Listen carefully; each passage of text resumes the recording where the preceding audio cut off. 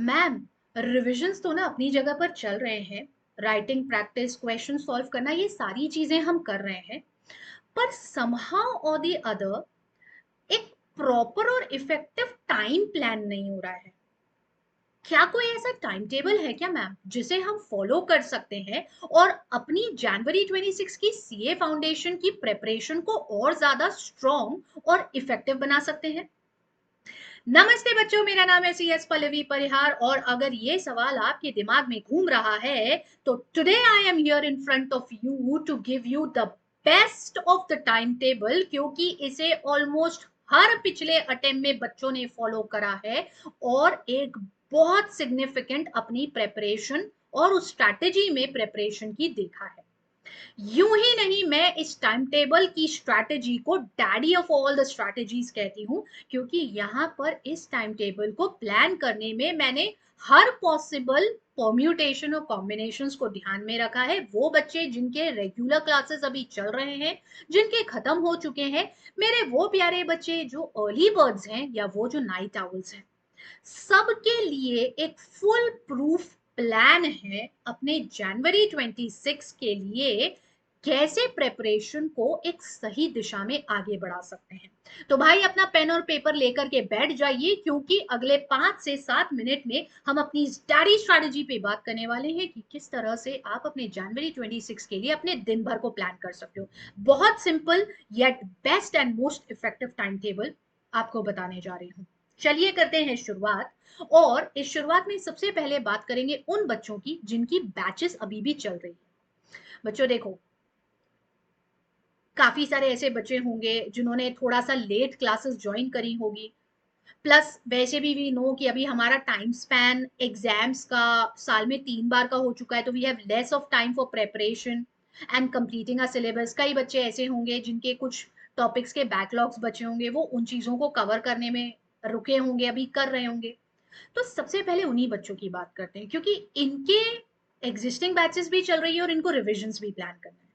तो इनकेस अगर आप एक ऐसे बच्चे हैं जिसकी ऑनगोइंग बैचेस, भले वो रेगुलर बैच चल रही हो या पुराने टॉपिक्स के बैकलॉग्स कवर कर रहे हैं, अगर ये चल रहे हैं, तो मैं ये मान के चल रही हूँ कि आपका दिन का एक साइजेबल टाइम आपके इन सारे पुराने बैकलॉग्स को या प्लस क्लासेस को कवर करने में जा रहा होगा।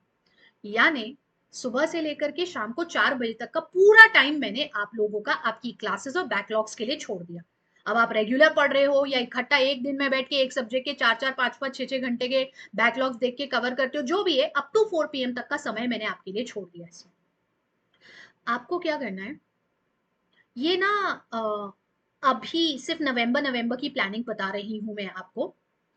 1 घंटे का ब्रेक लेना 4 बजे से, और अराउंड 5 PM तक थोड़ा बहुत रेस्ट करके, चाय वगैरह पी के, जो भी चाय पानी दूध कॉफी जो भी पीते हो वो लेकर के खुद को थोड़ा सा रिलैक्स करके 5 PM से अपने रिविजन स्टार्ट करना। अच्छा, इसमें ना सिर्फ एक मंडे का दिन आपको स्पेयर करना पड़ेगा, क्योंकि मंडे के दिन आपके जो revision, even Thursday also, law के जो रिविजन और राइटिंग प्रैक्टिस होती है मंडे और थर्सडे, वो 4 PM से स्टार्ट हो जाता है। तो अगर आपकी प्लस या रेगुलर क्लासेस नहीं है और सिर्फ बैकलॉग्स बच रहे हैं, तो कोशिश करना 2 ढाई बजे तक सम अप कर सको, ताकि 4 बजे आप मेरे साथ बैठ जाओ। बाकी दिनों में आप अपना 5 बजे से 8 बजे तक वाईटी रिविजन प्लान करोगे, जो कि चैनल पर हम सारे टीचर्स ले रहे हैं। अब देखो, रोज 5 से 8 का टाइम फिक्स नहीं होता है। किसी दिन 5 से 6, फिर 6 से 7, और उसके बाद कोई क्लास नहीं है। किसी दिन हो सकता है आपका 5:30 से 6:30 बजे तक का सेशन है और फिर 7 से 8 बजे तक का सेशन है। ऐसे सब टीचर्स अपना अपना टाइम टेबल आपको दिए ही हैं।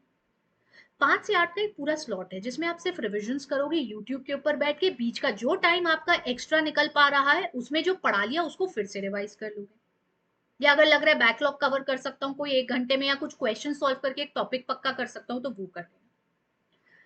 1.5 घंटे का break for your dinner and relaxing yourself, क्योंकि अगर सुबह से पढ़ रहे हो तो कुछ देर का आपको मेंटल रिलैक्सेशन बहुत जरूरी है। इस दौरान आप एक काम ये भी कर सकते हो, मैंने आप सारे लोगों को बोला है कि सारे इंपॉर्टेंट टॉपिक्स जो होते हैं, जब आप इन्हें रिकॉल करते हो ना, इन्हें छोटे छोटे वॉइस नोट्स के फॉर्म में अपने फोन में रिकॉर्ड कर दो।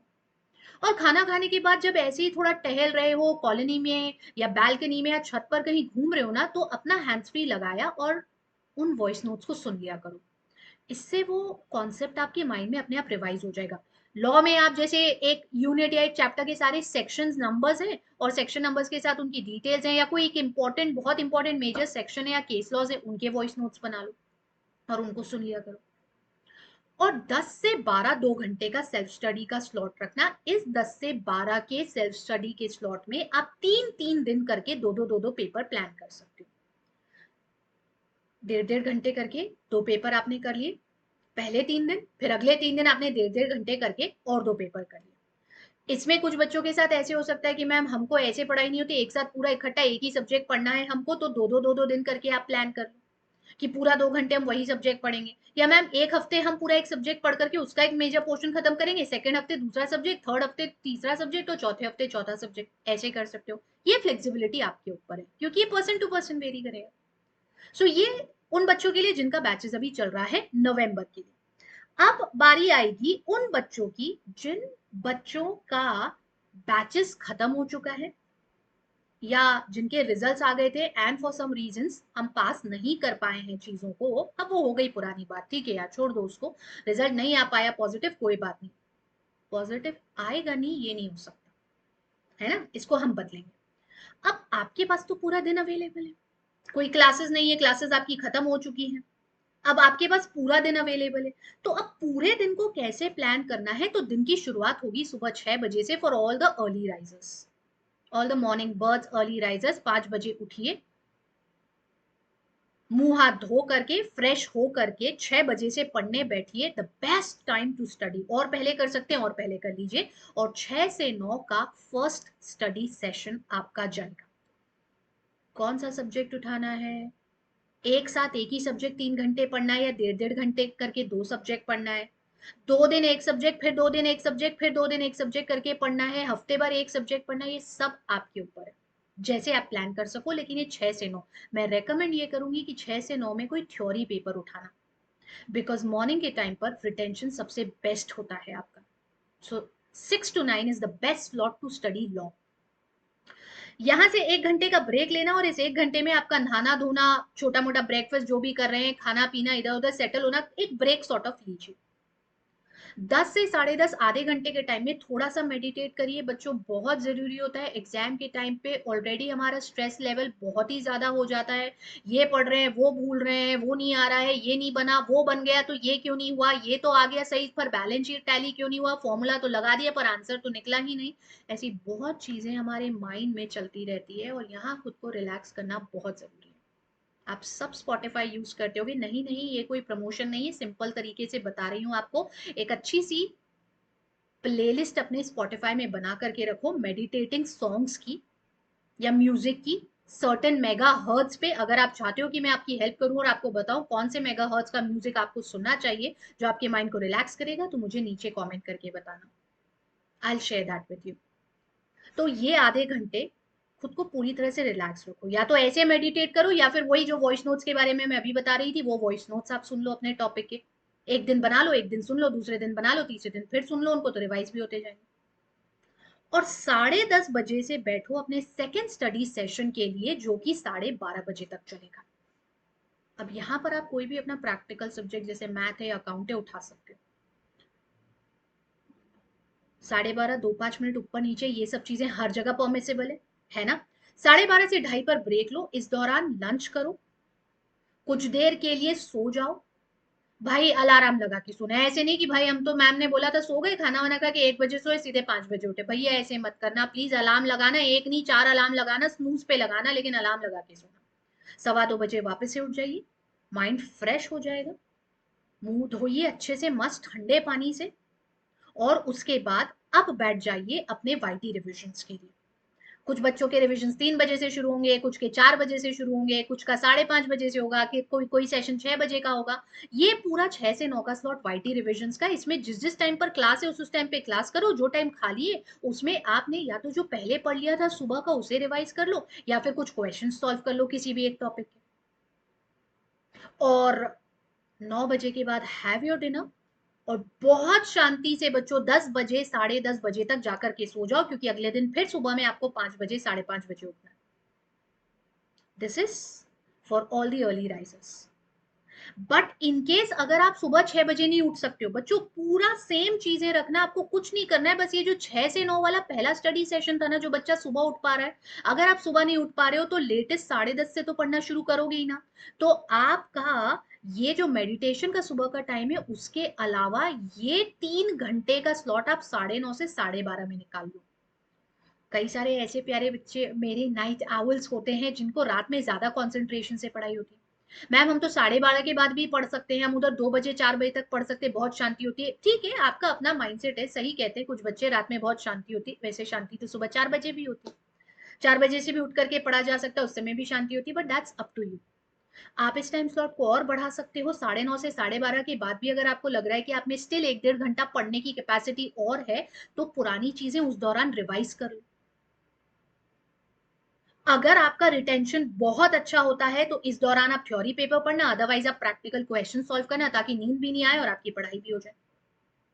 बट सुबह उठने के बाद में, अब सुबह जिसकी सुबह 5 बजे हो रही है, जिसकी सुबह 10 बजे हो रही है, पहला सब्जेक्ट हमेशा थ्योरी या लॉ का पढ़ो, क्योंकि उस समय माइंड बहुत फ्रेश होगा आपका और रिटेंशन बहुत स्ट्रांग होगा। इट्स लाइक जैसे ब्रेकफास्ट में अपने को अच्छी भूख लगती है, अपन पेट भर के खा पाते हैं ना, तो बस वैसी चीज होती है, आपका माइंड भी ना बहुत फ्रेश है, भूखा है, उसमें जो चीज फीड करोगे ना वो लंबे समय तक रहेगी। सुबह सुबह का टाइम या फर्स्ट स्टडी सेशन हमेशा लॉक का रखना, एंड दैट्स इट, बस इतना सिंपल सा रखना है आपको।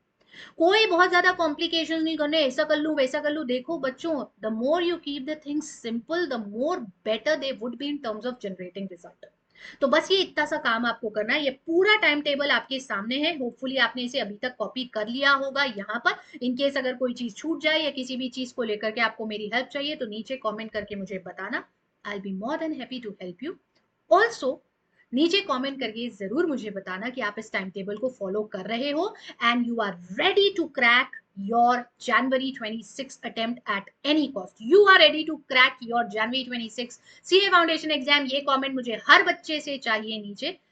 AIR 7, AIR 8, AIR 20 स्कोर्स देख रहे हैं ना बच्चों, ये सितंबर 25 के सीए फाउंडेशन के रिजल्ट्स हैं, और सिर्फ ये ही नहीं, इसके साथ साथ सीए इंटरमीडिएट में भी वी हैव एन AIR 35। बच्चों, we are starting with our regular batches for the September 26 and the January 27 attempt. आपकी दोनों बैचेस, संकल्प और योद्धा बैचेस स्टार्ट हो रही है आने वाले 13 और 15 तारीख से। तो आपने इन बैचेस को जल्दी से ज्वाइन कर लेना है। CSP10 ये कोड आपको यूज करना है, और आप जानते हो ना, इस कोड को लगाने से आपने क्या मिलने वाला है, आपने मिलने वाला है 60% का सीधा डिस्काउंट। सो मेक श्योर कि आप इन बैचेस को जल्दी से ज्वाइन कर लें। और हाँ, अगर आप एक ऐसे लर्नर हैं जो कि आने वाले फाउंडेशन की तैयारी कर रहे हैं, whether it is for the May 26 attempt और फॉर द September 26 अटेम्प्ट, तो हमारी बैचेस 7 और 8 तारीख से स्टार्ट हुए हैं। और इन बैचेस में आप अगेन CSP10 ये कोड इस्तेमाल करके 60% का ऑफर अवेल कर सकते हो। और बच्चों, जो और कहीं नहीं होता वो अन अकेडमी पर होता है। 100% लाइव बैचेस बिना किसी रिकॉर्डेड मोड में वॉच करने या व्यूज के रेस्ट्रिक्शंस के साथ।